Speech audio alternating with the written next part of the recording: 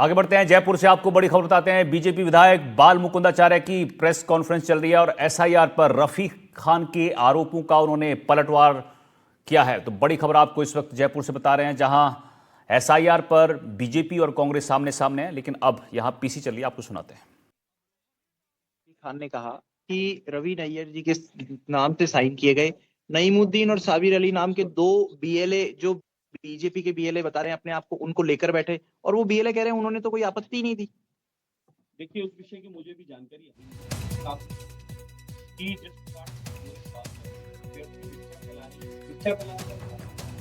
इनके पास कोई मुद्दा है नहीं। प्रदेश में लगातार सुशासन चल रहा है, विकास चल रहा है, ऐतिहासिक काम 2 वर्ष में हुए हैं।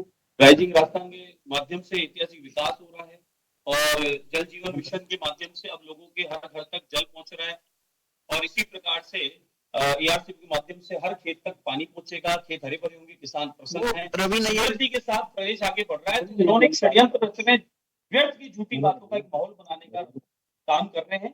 अगर हमने किसी की आपत्ति की है तो कागज पेश कर दे चुनाव आयोग के सामने, हमारा काम नहीं है।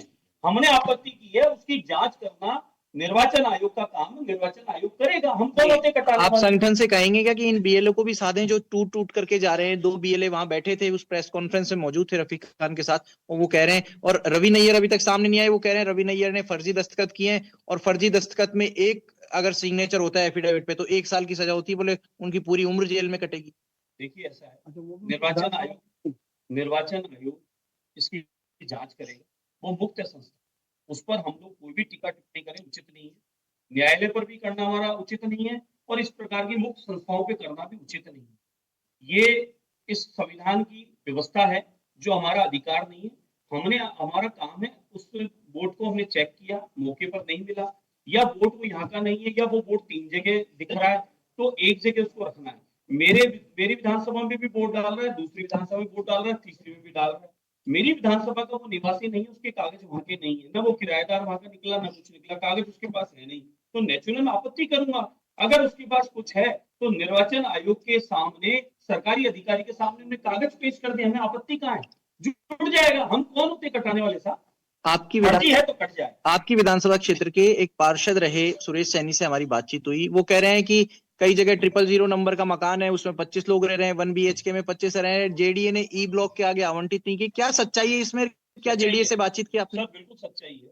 जेडीए फ्लैट से हमारे जयपुर में जेडीए ने कोई फ्लैट अलॉट नहीं किया। जेडीए से पता करिए, लेटर ये आपके सामने है।